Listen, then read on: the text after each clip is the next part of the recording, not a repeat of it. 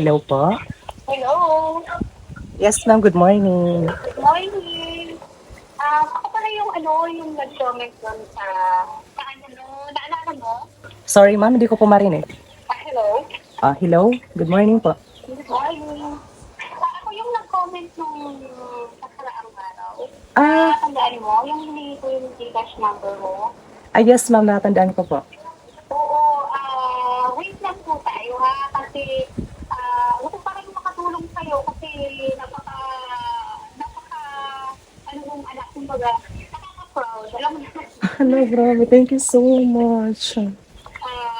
pagpatuloy mo lang yan. Grabe. Thank you so much po talaga, ma'am. Oo, kasi tinatanong mo kita kung saan ka sa Leyte. Kasi sa Leyte din kasi ako. Dito po kami sa Barogo Leyte.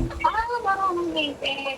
Paano kami sa pinamutuan? Ano mo po yung lugar na pinamutuan? Sa Carigara?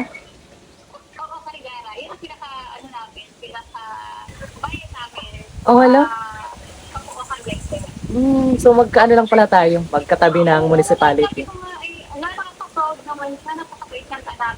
Siguro, kasi tinignan ko yung Gcash number, Gcash, wala pa siyang laman. Pero pag nagkalaman, okay lang ba na mag-apply ka lang ng Okay lang po.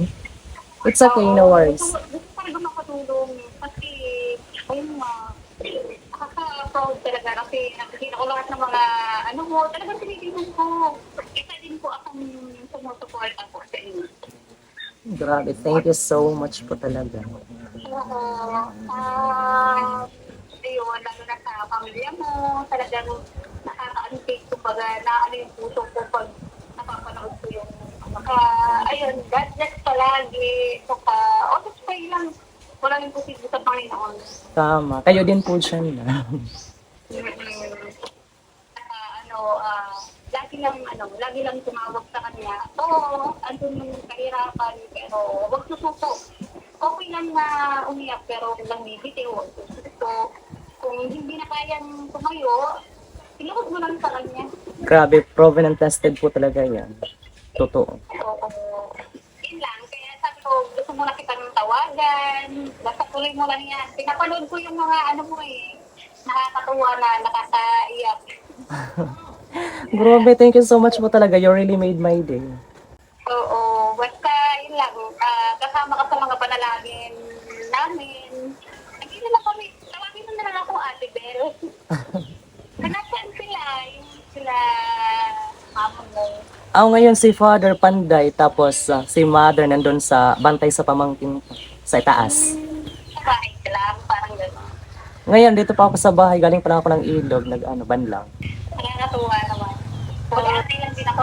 Kasi tinitignan ko palagi yung Gcash ko. It's okay, ma'am. No worries po. Para makapag-friend ako.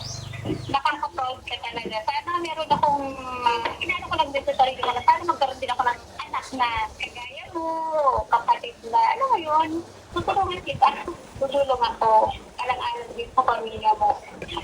Dito naman yung Gcash number mo, diba? Basta mag-send ako. Basta Sige po, tawagin ma'am. mo na lang ako, ate. Ate Ben. Basta Belang name ko. Basta mag-send ako, ha? Yes po. Thank you so much. Thank you. Ingat kayo palagi. God bless, ma'am. Thank you so much po talaga. God bless.